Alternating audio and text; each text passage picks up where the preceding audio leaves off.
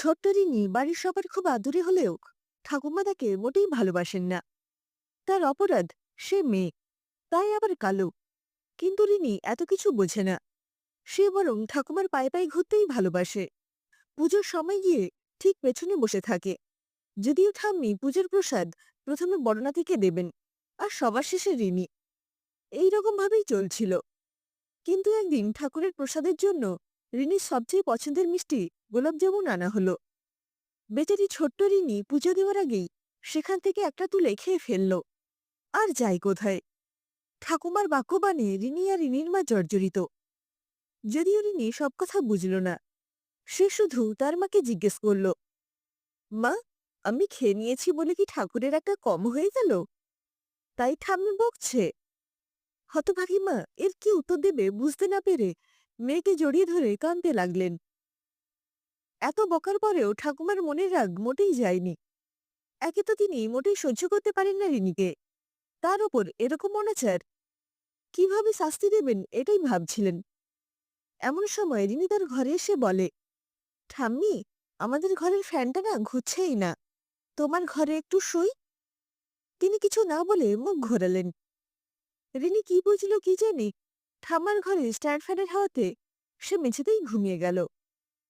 তারপর দিনও ফ্যান ঠিক না হওয়াতে রিনি আবার ঘুমোতে এলো। তার ঠাম্মি তাকে বলল, ফ্যানটা একটু এদিকে ঘুরিয়ে দে, হাওয়া আসছে না। বেচারি তার ছোট ছোট দুহাতে বেশ কসরত করতে লাগলো ঘোরানোর জন্য।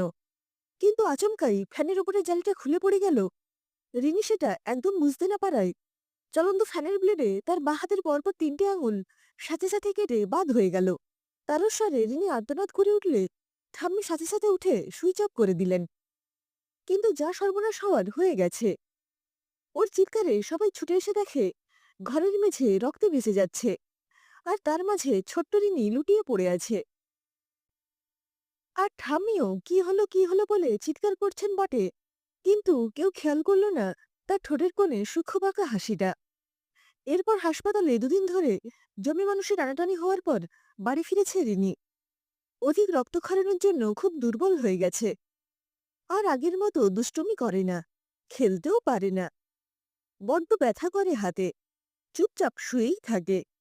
এদিকে তার মা ঠাকুরের কাছে মাথা ঠোকে। কি অপরাধের জন্য এতটুকু বাচ্চা মেয়েকে ভগবান শাস্তি দিয়েছেন? মেয়ের মুখের দিকে তাকাতে পারে না। ঠাকুর ঘরে মা কেঁদে ভাসায়।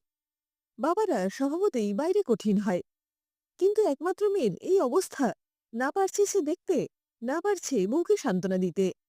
নিজের মধ্যেই চেপে রেখেছেন। রিনির ঠাম্মি বললেন, সবই পাপের শাস্তি। সেদিন যে ভোগ দেওয়ার আগেই খেয়ে নিল, তাতে রুষ্ট হয়েছেন ভগবান, তাই হয়তো।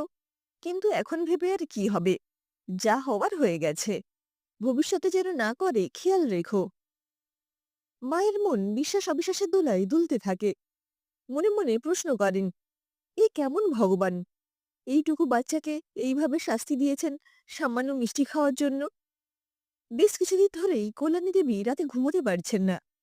চোখ বুঝলেই খালি মনে হচ্ছে সিলিং ফ্যানটা এই বুঝি তার ঘাড়ে পড়বে। সেদিনের পর থেকে ওই স্ট্যান্ড ফ্যানটা আর এই ঘরে নেই। সরিয়ে দেওয়া হয়েছে যাতে আর বিপদ না ঘটে, তাই এই ফ্যানটাই ভরসা। কিন্তু কিছুতেই দু চোখের পাতা এক করতে পারেননি। ভয়টা যেন তাকে ক্রমশ জাকিয়ে ধরছে। আজ তিনি ঘুমের ওষুধ খেয়ে শুলেন। শরীর দিচ্ছে না আর। কত রাত আর না ঘুমিয়ে পারা যায় এই বয়সে? কিন্তু মাঝরাতে অসম্ভব গরম লাগতে শুরু করল কল্যাণী দেবীর। চোখ খুলতেই দেখলেন ঘরটা কিরকম হালকা ধোঁয়াতে ঢেকে গেছে। সিলিং ফ্যানটা আগের থেকে আকারে অনেক বড় হয়ে গেছে, আর আস্তে আস্তে ঘুরন্ত অবস্থাতেই নিচে নেমে আসছে। তিনি ঘেমে স্নান, সিদ্ধারাবে একটা ঠান্ডা স্রোত নেমে গেল টের পেলেন। দম বন্ধ হয়ে আসছে, হাত পা যেন অসাড় হয়ে গেছে, কিছুতেই নাড়াতে পারছেন না। আর একটু ফ্যানটা নামলেই তিনি শেষ। অনেক কষ্টে গলা থেকে আওয়াজ বার করলেন, ভুল হয়ে গেছে আমার, ভুল হয়ে গেছে, ছেড়ে দাও, আমি ক্ষমা চাইছি, রাগে আমি অন্ধ হয়ে গেছিলাম, ভুল হয়ে গেছে। মাঝরাতে শাশুড়ির চিৎকার শুনে সবাই তার ঘরে ছুটে এসে দেখল তিনি আলোথালো অবস্থায় শুয়ে সিলিং ফ্যানের দিকে চেয়ে ভুল হয়ে গেছে, ভুল হয়ে গেছে বকে যাচ্ছেন। আর তার চোখ ভয় প্রায় বাইরে ছিটকে বেরিয়ে আসতে চাইছে।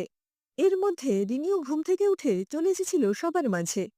সেই প্রথম এগিয়ে এসে জিজ্ঞাসা করল, কি হয়েছে ঠাম্মি?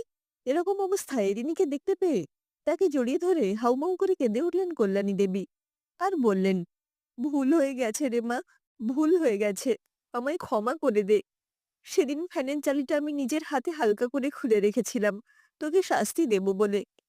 ভুল করেছি রে আমি, অনেক বড় ভুল।